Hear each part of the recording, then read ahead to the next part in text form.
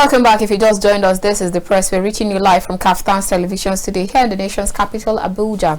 I will go straight to analyzing the stories that we read out to you earlier. And like I said earlier, my guest on the show today is Habib Gajo, who is a BDC expert and political economist. Great to have you on the show this morning, Habib.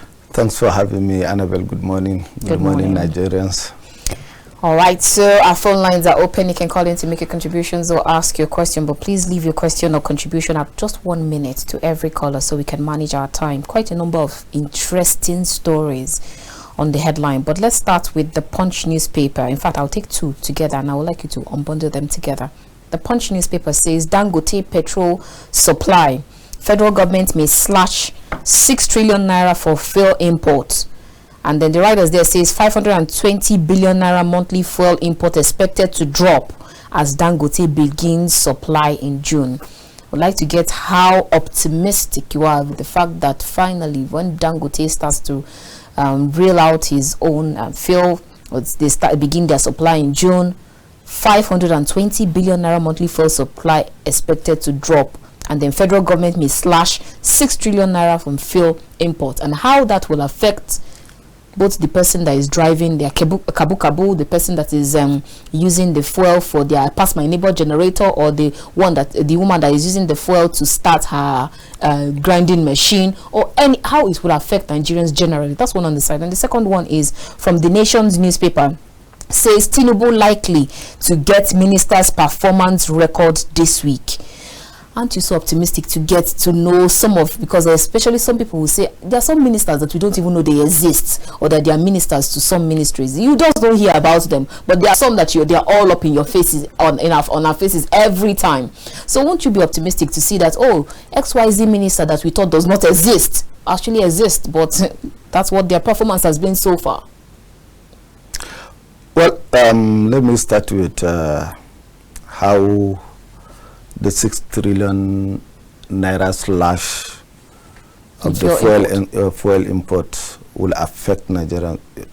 Definitely it will impact in our own economy if it is really been implemented. Oh, really? Yes. Being implemented? Been implemented, because we have been hearing of Dangote since Obasanjo up to now. We have not seen anything of Dangote that Nigeria benefited from it, whether cement, whether rice, whether whatever you take it, sugar. No Nigerian that benefited from it. It's always increment of the price. You understand? So if truly the Dangote refinery will produce in Nigeria and sell to Nigerian companies, definitely the price will go down and Nigeria will benefit. But the trust, that's what matters. A little trust. Trust from what end? From Dangote's end or the citizens? From Dangote and from the federal government. Okay. Because the federal government is not telling us the truth. They dish out stories, and Dangote monopolize his capital empire to become the most richest, not the most the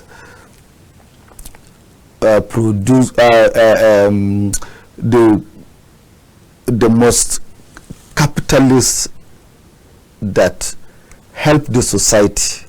You know, in capitalism there is what we call social capital economy. In the sense that whatever you produce in your own country, you socialize it. You understand? Whatever you produce to the outside country, you capitalize it. For example, whatever you are selling to the middle class and the poor people, the turnover, you will make more money, and that's what Dangote did. Dangote starts selling, trading with poor people or middle class consumption, and he made money from that. And now he became the richest capitalist, the bourgeoisie, the new, the classical bourgeois economy in Africa and in the world. So he don't care about ordinary man. We heard of his diesel. Have you seen one? Nobody is talking about his diesel of 1,300. His cement, he said he reduced price. Bua reduced. At the end of the day, he jack it up. Today, cement is no longer affordable. So this is the problem with our manufacturers and the government. But then if they the government will roll out a policy, in 3 months will change and people will invest. That time that the government will roll out a policy, everybody will invest. But in 3 months, they change that policy and they crash it. And people's companies suffer, and people will now in a high top or the bottom of the ladder of the economy. Okay, so but why so much optimism on what Dangote has to offer and how much it will put a drop in especially the oil sector when he begins? Because we've been hearing that it's going to begin almost since last year, but now finally let's hope that this time they will begin to supply. So why do we have so much optimism that when he begins, definitely it will affect the price or the supply? Why will it is it actually going to make the fuel that you buy for 680 or 630 or 700 or 800 depending on the fuel station you go, is it going to drop the price? Because Dangote is also there for profit. Yes, that's what I'm saying. The Nigerian government or the Nigerian citizens are optimistic that if he will produce in Nigeria, he will refine in Nigeria and distribute in Nigeria, the price will go down. But is that the case? It's not the case. Okay. Because Dangote told us that he is buying his crude from far America. So he's transporting it. It's just like you are transporting PMS to import crude to refine it in Dangote refinery. So that's the question now. So what is the difference between what he's doing and the fact that what the NNPC is doing, and how would it actually impact on Nigerians then? That is why I say if the government is sincere, if the federal government that will slice 6 trillion, if they are sincere, Dangote will deliver. But if they are playing politics with it, Dangote will never deliver and will remain like that. Okay, so Tinubu likely to get ministers' performance records this week. All the ministers are performing poorly. All? All. No exception? Okay. Let us start from the one you are seeing in the TV screen every day. Every day. Dave Umahi, the FCT minister. Wike, the interior minister, who is fighting battle of survival. But is this still not working? Because I remember yesterday I was going. I just decided to take a tour around Abuja, and then most people were like, "Oh, now Abuja now looks very beautiful. Wike is working." So aside from the fact that he's fighting the Rivers State governor, is he not working? I'm asking you though. I'm not saying that he's actually working with all that you're seeing in Abuja presently. Well, it depends on the mindset of Nigerians. You understand? Those who like him will say he's working. You understand? Oh, you don't like him? No. What I'm saying, those who like him will believe he's working. Okay. But who knows the reality know that FCT is a moving or developing state. So where do you stand? Most of this road that you are seeing, they are scraping it. They are not scraping it because they are bad or because they have pothole or because of something. No, it's because of the soil has expired. You understand? The laterite cannot hold it. And that's the contract that was entered with the construction company, most of the roads are going to be replaced, you understand, in the next 20, 40, 50 years. That's the contract between the FCTA and the construction company. That is why last year, before Wiki came, there is some places that were scraped and tied up during Bala Muhammad, during Aleru, and so on. We have seen all that. If you enter inside Wuse 2, there is these roots of the tree that enter the road. You understand? When you are going, you be gullible, but there is no pothole. So that one too, as I said, is a long-term plan. You understand? But because Wiki is here and Wiki want to show up what he saw in the file, and you want to use that or capitalize on that to make name. I'm working, he's working, he's a bulldozer man. The project governor, but the River State governor said he's going to prove all his contracts, even the one he commissioned. There is even Ogoni $300 million and so on and so forth. It's an allegation. The governor is alleging, yes, and he said he will investigate. So and today Wike is running helter to helter from pole to pole. You understand? And saying that people like Secondus, Amechi, and Sakibu and Akpo are the one causing the trouble. Okay, so I'll ask you that question again, Habib Gajo. The minister's performance. I'll finish with Wiki. I'm now jumping to another minister again. Okay. You understand? So what will you say about the interior minister? The fact that most people say the fact that you're able to get your passport as quick and easy as possible. But not only passport, even immigration. Yes. Even immigration. I travel out this country. I have seen how immigration has been transformed. Oh, okay. So isn't that a plus? It's a plus. Okay. You understand? It's a plus for him to enforce that, to make sure that has happened. Before, we will just waste money and no implementation and nothing will work.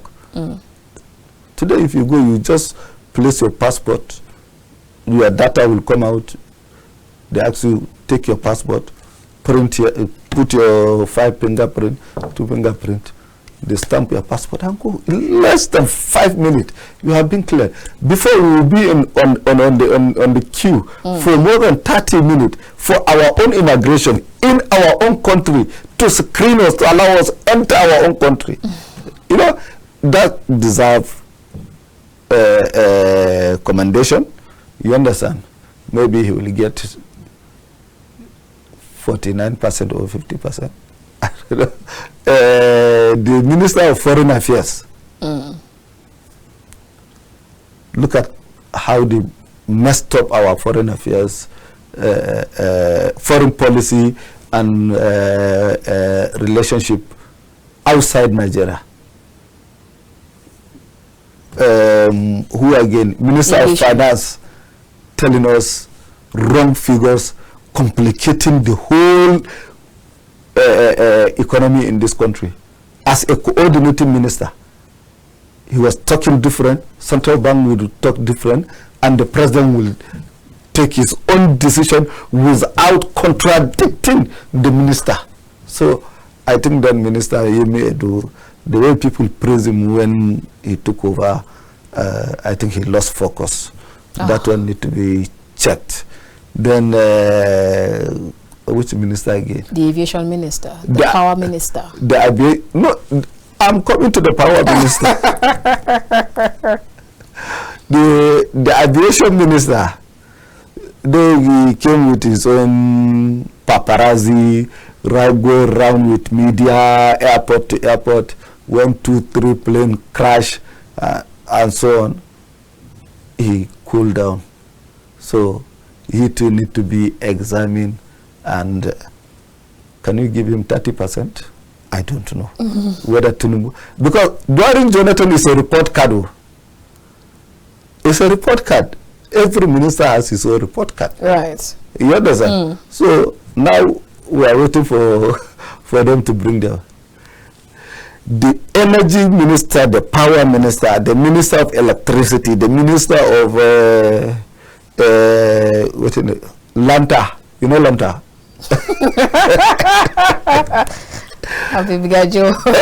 No, honestly, if you continue with this minister of power, even the National Assembly and Villa will start using lantern, not only us. Yeah, we use lantern when we are...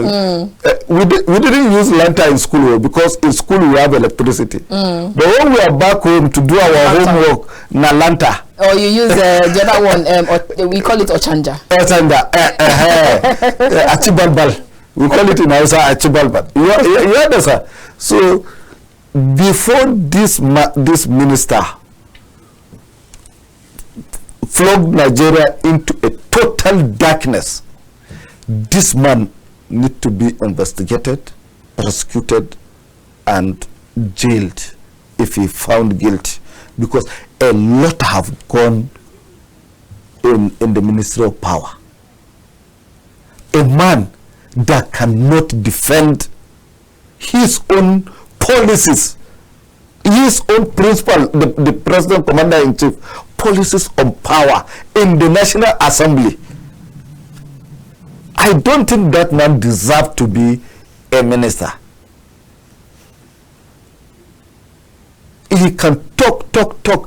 Let me tell you, Anabel, have you, or any other Nigerian, have you watched this man in the National Assembly defending the increment of the electricity tariff? He was boasting, and is just like the Ministry of Power or the Nigeria electricity belong to him personally. Have you forgotten that it belonged to Nigeria? And he was just appointed for constitutional sake to supervise on behalf of the president or to administer on behalf of the president. And he was talking with impunity and so on and so forth. Before he finished that presentation, or what do you call it, in the National Assembly, the NEPA, the EADC took light. So now tell us what you want to tell us. The blackout has reached us here. You know, so talk less of ministers that you don't even remember their ministry, like trade and investment, like science and technology, like Minister of Education. It's only when strike you will hear them. When there is strike, when ASU start strike or school teachers strike, you will hear Minister of Education, right. Minister of Health. That also, after all the praises, a professional from international organization and so on and so forth, but kept quiet. Nothing happened. Excuse me, I think we need like one full program to analyze these ministers. The press is not going to give us that ample time. Yes. Let's go to another headline this morning. The Nigerian Tribune says Labour Party will back Atiku Obi alliance to win 2027 presidency. And then the writer there says Obedient Movement begins mobilization, set up harmonization committee. But on the other news, NNPP says we are watching with keen interest. What is happening with? We saw the closed door meeting between the Labour Party and the PDP presidential 2023 candidates, and then now we're getting this news. Yes, no smoke without fire. What's happening? Is there something you can tell us? You know, if you could remember, after 2023 election, the only opposition in this country is only Atiku and Peter Obi. Not only, not even are you removing NNPP? That's not it. I'm removing him. He is not an opposition. Why is he not an opposition? You have other parties there. You have SDP there. You have Zenith Party. You have a lot of them. Yeah. Accord. You see, being a party does not mean you can handle opposition or you can be an opposition. The reason why I said I mentioned name, I didn't mention political party. Right. I said Atiku and Obi, that opposition voice after 2023 election. Because they are the one that is speaking out. They are the one that is challenging the government. The parties are dead. Even the PDP is trying to resurrect, is trying to come back. You understand? We have seen their BOT meeting. Even APC is a dead party. APC, PDP, That's the Labour ruling party you're talking about. Yes. They have people in government, but they don't have anybody in the party. They have a chairman. Who is the chairman? They have BOT members. Should I remind you the name of the chairman? They have never had a BOT member since the formation of the party. Atiku is supposed to be the board of trustee member as the highest ranking political office holder when APC did their merger. You understand? But along the way, they dismantled it, they refused to inaugurate it, and they frustrated him, and he left. You understand? So Atiku and Obi are the only one that are challenging the government policies constructively. Okay, criticizing them. Okay, so they're now forming an alliance. Their parties are not joining the opposition. So that is why I said leave the NNPP, because they are not doing anything. They are looking for survival, trying to how to put spanner in Ganduje's chairmanship, and at the end of the day, they will now come back and say, we have, since Ganduje is no longer the chairman, we will now join APC. So they will join APC and go. Is that what you think? And that's what people are saying. And that's what we are seeing. If you look at the way ANPP is going, it is going toward the direction of carrying the broom. Ah. You understand? Okay. So for Atiku and Obi to come together and say, look, we have one objective: to fight for Nigeria and to make sure that we don't have one party system. You understand? If we allow President Bola Ahmed Tinubu to do whatever he likes, then our country, our economy, our sovereignty, our legitimacy will collapse. So we should be expecting to see the both of them on the ballot in 2027? No. Maybe in Labour Party? No. First of all, it's opposition first. You understand? They need to stand on opposing whatever is not the interest of Nigerians or the interest of the country, of the people, or the people of Nigeria. You understand? Before the formation or the coalition of the political party, which I suggest the coalition of the political party will come maybe at the end of 2026. What does coalition of political parties? Is it Labour merger between Labour Party and PDP? Is that what you mean? Yes. So we should be expecting to see something like that anytime soon? We should be expecting that. Interesting. You understand? Because somebody has already made a sacrifice. If you listen to the voice of Atiku Abubakar, he said he doesn't mind if it has been zoned to the south. He will still support Peter Obi. But don't you think that's just words of a politician? No. We hear these things every time. Yes, but somebody has made a commitment. You understand? Somebody has made a commitment. Was it written on paper? Was it signed? Was it just a gentleman agreement? It's always a gentleman agreement. All the parties are a gentleman agreement. None have it in their constitution. In PDP, this 2023 election, exactly what happened. It was zoned to the southeast, micro-zone to the southeast. But we can say disagree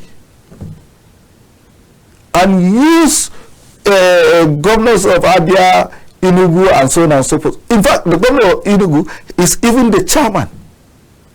Habib, our time is fast spent. We need to take another paper. But if there is a merger, a fusion or coalition between Labour Party and PDP, it is too early to merge now. I know. But if there ever is, what happens to it's going to happen? What happens to their members? What happens to people like Wike in the PDP? What happens to people like their buris in Labour Party and the other people in those parties? What happens to them? You see, when we are talking about Nigerian interests, when we are talking about Nigeria first, you understand? Or how are we going to rescue Nigeria? You don't talk of individual personalities who have personal interests like Wiki and Abure and so on and so forth. They can go and join what the name of this party, Kowa party, Zenit party, and so on and so forth. You understand? But the real movers and shakers will come together, you understand, and form a formidable coalition to dismantle APC. You understand? Right. I think APC too is now seeing the handwriting clearly on the board. All right, like I always say, we actually need a whole program to discuss these matters. Habib Gajo. Yes. Press is never giving us enough time. More especially the ministers. Especially the ministers. What is the minister of your own minister of telecommunication and digital? Bosson. Continue. Okay, let's go on. Let's take another headline. Punch newspaper says MPC may rise interest rate again Tuesday. We know that the MPC meeting is holding today. Yes. So most people are anticipating another increase in the interest rates away from over 20% that we're already talking about that is affecting individuals and businesses. So what are your thoughts in that regard? That's one on the side. Two together, and I'd like you to take them together very quickly. And then the next one here, all of the papers are talking about 386 abductees rescued during Sambisa clearance exercise coming from the military. And I hear the Chief of Air Staff saying that they are now a force to reckon with. And I also asked the question, because we only ask questions. So I asked the question, is anybody dragging position with anybody? Because why the statement, though? Maybe they have internal issues with themselves. But Sambisa clearance since Buhari time, since 2015, we are hearing Sambisa clearance. Up till today, what has been clearing? The people that have been abducted or kidnapped, some paid the ransom and collected them. You understand? So we have never seen where they say they have rescued. The Chibok girls they brought, they negotiated with those who are in the international community. They were brought by Red Cross to Banki, and from Banki, Lai Mohammed, the Minister of Communication, then Culture and Information, and the spokesman of the President, the Minister of Women Affairs, they went to Banki.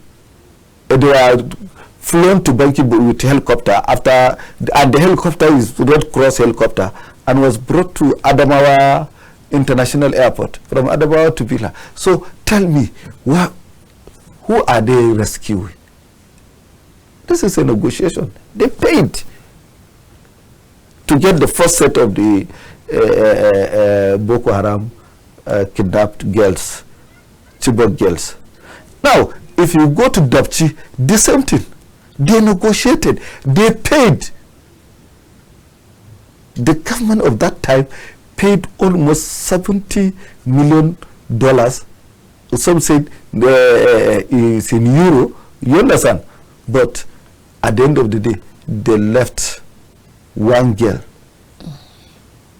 What is her name, Sef? Leah Sharibu. Leah Sharibu. They left Leah Sharibu. Birni Yawuri, Zamfara, Sokoto, Kaduna on daily basis. They have never rescued anybody. We paid to get them. All right, let's quickly touch on the next story. And today they are telling us that they are what to reckon. They are forced to reckon with. They are forced to reckon with. Who are they reckon with? The militant group that are in Sahel, or the American African or American bases in Niger and Burkina Faso and Mali and Chad and so on?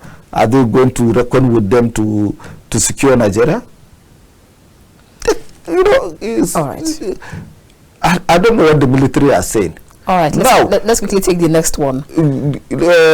Interest rate hike. Back to the CBN monetary policy meeting today. Yemi Cardoso has done all what he need to do, you understand, to fix the monetary policy, and he has fixed it, you understand, but the benefit is no longer there. Because is that his fault or the fault of the fiscal policy? It's the fault of the fiscal policy. It's hike and hike. When you hike everything, and what do you expect? You will expect your inflation to go high.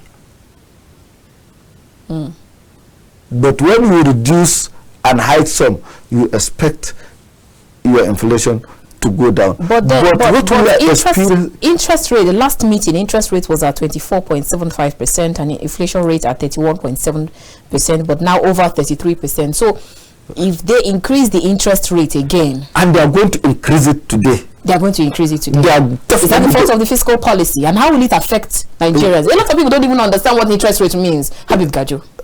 A lot of Nigerians knows what interest means, because we borrow from bank to finance our businesses. You understand? So the more you don't have, the more you have high rate of interest rate, then definitely your economy is not going to grow. Your production will fall. All right. You understand? So inflation will increase. Do you know how much price of dollar foreign exchange in CBN?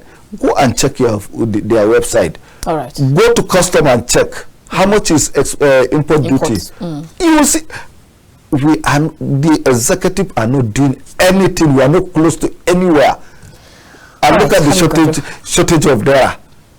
Our naira is smelling. You don't dare touch it. If you touch it, you must use sanitizer, use Omo, use Dettol, wash your hand. May God help Nigeria. May God bless Nigeria. Amen. Yes. Like I said, we need a whole lot of time to discuss so many matters. Yes. Thank you so much for your time with us on the press. You're welcome, Anabel. All right, so let's go straight to our social media and quickly take some posts from social media. And then there's this one that was asking, can you tell us the bad habits that you have? He was asking Kiss Daniel, and Kiss Daniel says drinking to stupor, smoking cigarettes, and adultery. That is his top 3 bad habits. Everybody have their bad habit, but really adultery, okay, even as a married person. Let's move on to the next one. The pretty nurse says, guys, I went to visit this man for the first time and found baby things hidden at the top of his wardrobe. I asked him about it, and this man looked at me in the eyes and told me that he started buying baby things from the moment he saw me, because he saw our future together. Okay, you better run for your life. No, this guy is genius. The guy is a genius. Interesting. All right, there's this next one from Empress who says a friend believed in you and borrowed you 700,000 for sports betting. Unfortunately, you won 100 million naira. How much will you refund back to that friend? Habib Gajo. In one word, how much? 700,000. You borrowed 700,000, but you won 100 million. How much? You refund the 700,000, because if you lose, you are going to pay the 700,000. Wow, that's a businessman, really. All right. this one is from Prince Olumuyiwa Adejobi, who was asked, have you ever taken bribe before? And he says no, it is a taboo for a royal prince to take a bribe. Taking bribe definitely makes someone somewhere cry for many reasons, and it is ungodly to do so. Your main purpose in life is to put smiles on people's faces. It is godly and rewarding. It is my personal principle and a call to duty. I preach this to all my colleagues and others. Always may we have the grace to remain steadfast and purposeful in life. I hope all the policemen, in fact all the security officials, are hearing this one. And I believed him. Right. Great. Awesome. Yes. At least you have someone. He's a man of integrity. Great. All right, let's quickly take our last video, and that one is a video from P. Diddy, who was caught on camera where he was beating his ex-girlfriend Cassie, and there's some other statement that has been made in that regard. We'll take that one and then we'll come to end the program.